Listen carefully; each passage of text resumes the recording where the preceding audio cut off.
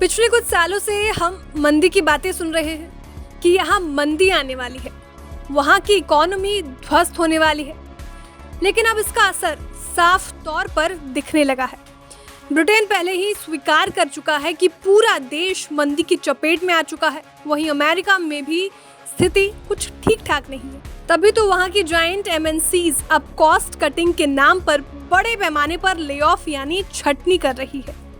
अब ये पूरा मामला क्या है, विस्तार से समझने की कोशिश करते हैं। असल में दुनिया की बड़ी टेक कंपनी गूगल पर मंदी की मार पड़ी है। मंदी के आगे गूगल ने अपने आप को सरेंडर कर दिया है। तभी तो इकोनॉमिक रिसेशन के डर से गूगल ने बड़ी संख्या में अपने कर्मचारियों को बाहर का रास्ता दिखाना शुरू कर दिया है। गूगल के 10,000 से ज्यादा एम्प्लॉयज अब अपनी नौकरी से हाथ धो सकते हैं। अब इतनी बड़ी छटनी क्यों की जा रही है, इसके पीछे के कारण से भी अवगत हो जाइए। असल में गूगल और गूगल जैसी तमाम टेक कंपनियों को अपने रेवेन्यू में कमी की आशंका है। अब रेवेन्यू क्यों कम हो रहा है, ये भी जान लीजिए। कोविड के कारण दुनिया भर की इकोनॉमी चरमरा गई थी।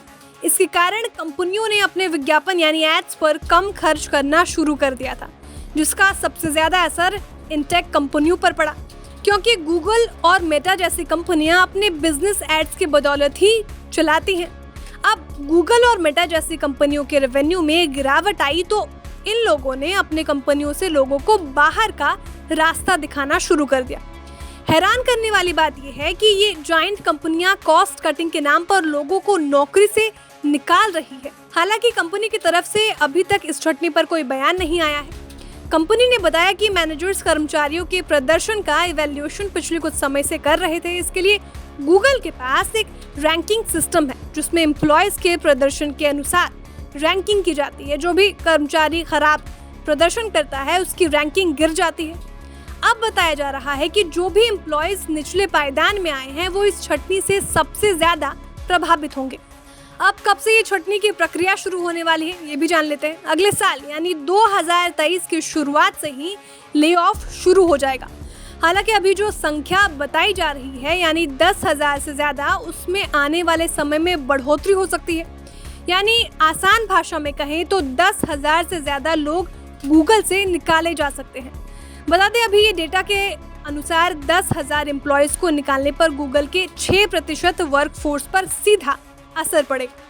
हालांकि गूगल के सीईओ यानी सुंदर पिचाई ने छटनी पर गोल-मोल सा जवाब दिया है। पिचाई के मुताबिक भविष्य की भविष्यवाणी करना कठिन होता है और कोई भी भविष्य को प्रेडिक्ट नहीं कर सकता।